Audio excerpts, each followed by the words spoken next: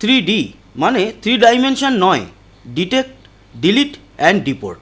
অনুপ্রবেশকারীদের এই 3D শুনলেই এখন কিন্তু পিঠের শিরদাঁড়া দিয়ে একটা ঠান্ডা রক্তের স্রোত বয়ে যাচ্ছে। অনেকটা ভূতের গল্প শোনার সময় যেরকম হয়, এটাও তার থেকে ডেঞ্জারাস।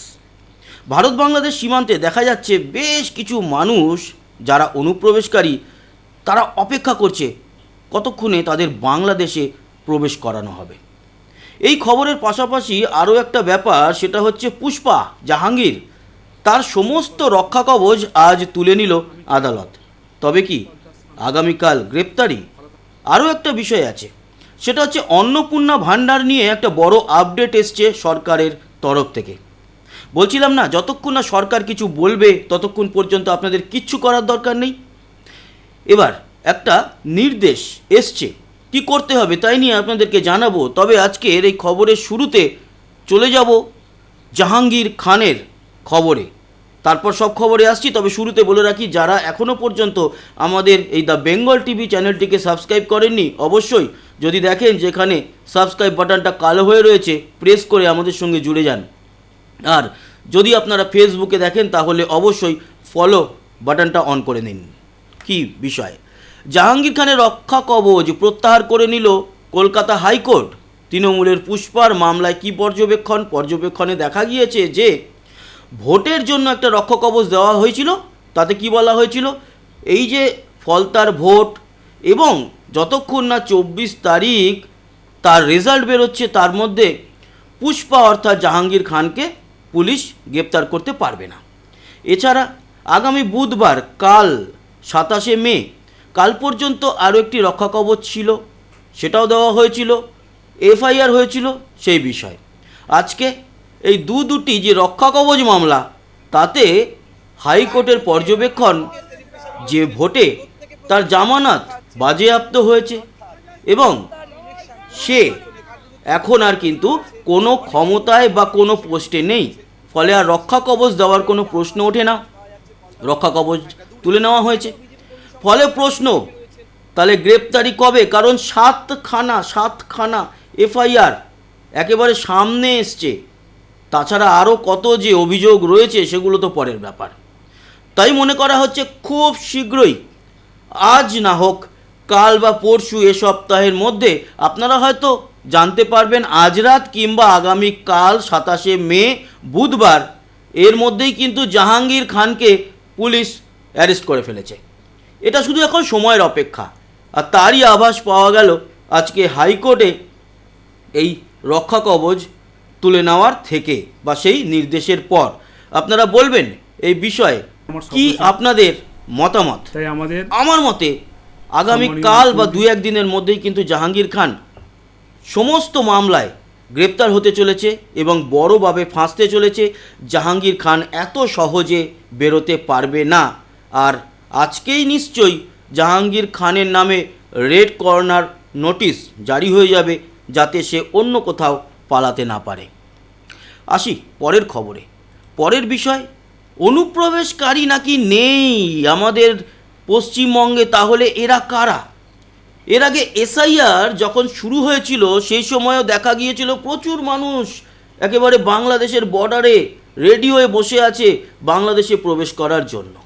তৎকালীন শাসক তৃণমূল কংগ্রেস, তারা বলেছিল এ অভিযোগ মিথ্যা, এগুলো সমস্ত বানানো। কিন্তু আজ আবারও দেখা যাচ্ছে সেই মানুষের আরও এক ঢল নেমেছে, যারা কিনা একেবারে স্বরূপনগর সহ বনগাঁ বা আশেপাশের যে বর্ডার অঞ্চল, সেই অঞ্চলে কিন্তু একেবারে বর্ডার এরিয়ায় গিয়ে সব আস্তানা গেড়েছে।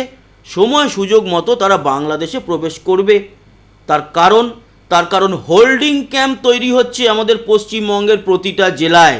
আর হোল্ডিং ক্যাম্প তৈরি হয়ে গেলে এরা কিন্তু ধরা পড়ার পর সেই হোল্ডিং ক্যাম্পে যাবে।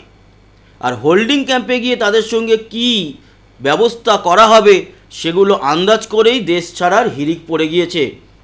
অনেকে বলছিল না যে রাস্তাঘাটের বিভিন্ন জায়গায় পুলিশ হানা দিয়ে ভেঙে চুরে দিচ্ছে, অবৈধ সমস্ত দখলদারদের উচ্ছেদ করছে। আমাদের এখানকার এমনকি আমার আত্মীয় স্বজনের মধ্যেও দু একজনকে আমি দেখেছি, সে কি কুমিরের কান্না, বাপরে বাপ। এই গরিব মানুষগুলো কোথায় যাবে তাদের বারবার বলেছি এরা কিন্তু গরিব মানুষ হলেও ভারতীয় নয়। তাদের মত সে যেখান থেকেই আসুক, তারা এটুকু বোঝে না যে অন্য দেশের মানুষকে এখানে রাখা, খাওয়ানো, এটা আমাদের সংবিধানের মধ্যে পড়ে না, আমাদের দায়িত্বের মধ্যে পড়ে না। যেখানে আমাদের দেশেই এত গরিব মানুষ রয়েছে, আমাদের একটা নির্দিষ্ট পরিমাণ চাল ডাল উৎপন্ন হয়, আমাদের মানুষজন সেগুলো খাবে। কিন্তু অন্য দেশ থেকে এসে অবৈধভাবে আমাদের এখানে কেন চাল ডাল ধ্বংস করবে? তাই তাদেরকে অবিলম্বে পাঠানো হোক অনুপ্রবেশকারী তারা। আর সেই কাজই কিন্তু সরকার যখন শুরু করেছে, দেখা যাচ্ছে উদ্যোগ নিয়ে তারাই একের পর এক পালাচ্ছে ভারত ছেড়ে এবং তারা বাংলাদেশে প্রবেশ করবে। সেই অপেক্ষায় এই দেখতে পাচ্ছেন বিরাট ভিড় বর্ডার অঞ্চলে। এই বিষয় নিয়ে আপনাদের মতামত জানাবেন। সরকার কতটা ঠিক কাজ করছে? আমার মতে 100% পারফেক্ট কাজ করছে। এই নিয়ে একটা বিস্তারিত ভিডিও এর আগেও আমি বানিয়েছি। এবার আসি অন্নপূর্ণা ভাণ্ডার নিয়ে কি আপডেট আপনাদের জানিয়ে রাখি। অন্নপূর্ণা ভাণ্ডারের সার্ভার নিয়ে কাজ করার সময় গভর্নমেন্টের তরফ থেকে দেখা যাচ্ছে যে ছেলেদের নামেও লক্ষ্মীর ভাণ্ডার আসছে বা আসতো এতদিন। তবে ইমিডিয়েটলি সমস্ত বন্ধ করে নতুন একেবারে অন্নপূর্ণার ভাণ্ডারে ঝেড়ে বেছে চাল কাকড় আলাদা করতে সময় লাগবে। তাই সরকারের তরফ থেকে ডিসিশন নেওয়া হয়েছে, গত সিস্টেম অনুযায়ী যারা যারা লক্ষ্মীর ভাণ্ডার পেতেন, মানে যেই মহিলারা, এখন তার মধ্যে দুই একটা কাকড়ও ঢুকে থাকতে পারে, দুই একজন ছেলে যারা পেত তারাও পেয়ে যেতে পারে, কিন্তু ওই একজন দুজন বা 10-15 জনের জন্য সবাইকে তো আর বা সবার প্রতি তো অবহেলা করা যায় না।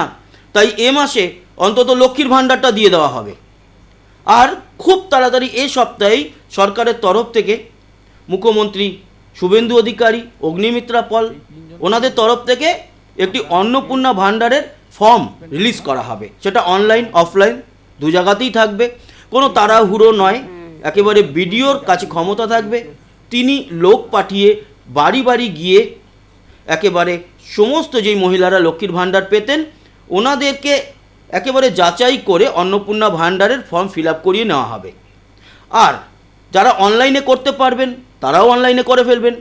ফলে সিস্টেমেটিক হবে। ওই ছেলে হয়ে মেয়েদের অন্নপূর্ণা ভাণ্ডার নেবে, এটা কিন্তু ঠিক নয়, এটা চলতে দেওয়া যায় না।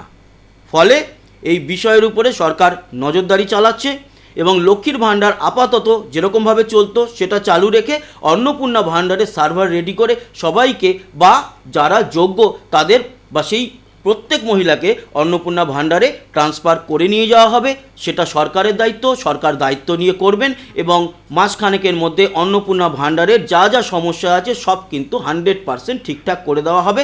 তবে হ্যাঁ, যুব শক্তির একটি ওয়েবসাইট বা পোর্টাল লঞ্চ হয়েছে, সেই কাজ এখনও বাকি, সেই আপডেট কিন্তু এখনও সময় লাগবে আসতে। তাই যুব শক্তির জন্য অপেক্ষা করুন। যুব শক্তির ব্যাপারেও যা ইনফরমেশান থাকবে সঠিক ইনফরমেশান আপনাদের কাছে তুলে দেবো। আর স্বাস্থ্যসাথী কার্ড যেই মহিলাদের আছেন যারা ব্যবহার করছেন, ইমিডিয়েটলি সেই স্বাস্থ্যসাথী কার্ডেই আপনারা আয়ুষ্মান ভারতের সমস্ত সুযোগ সুবিধা পাবেন। আর সেমভাবে পোর্টাল খুলে ফর্ম জারি করে প্রত্যেক মহিলা এবং প্রত্যেক পুরুষকে যারা যারা পাবেন বা স্বাস্থ্যসাথী পেতেন, যেই পুরুষরা স্বাস্থ্যসাথী পেতেন না তাদের আওতায় নিয়ে এসে সবাইকে কনভার্ট করা হবে আয়ুষ্মান ভারতে। সময় লাগবে, সবে কাজ শুরু হয়েছে, কিন্তু যা যা এই বিষয় নিয়ে আপডেট থাকবে আপনাদের দিতে থাকবো। আশা করি এই ইনফরমেশান আপনাদের কাজে লেগেছে। সবাই ভালো থাকবেন, সুস্থ থাকবেন, আবার দেখা হবে। হ্যাঁ, আমাদের চ্যানেলটিকে সাবস্ক্রাইব করে রাখতে ভুলবেন না। ধন্যবাদ।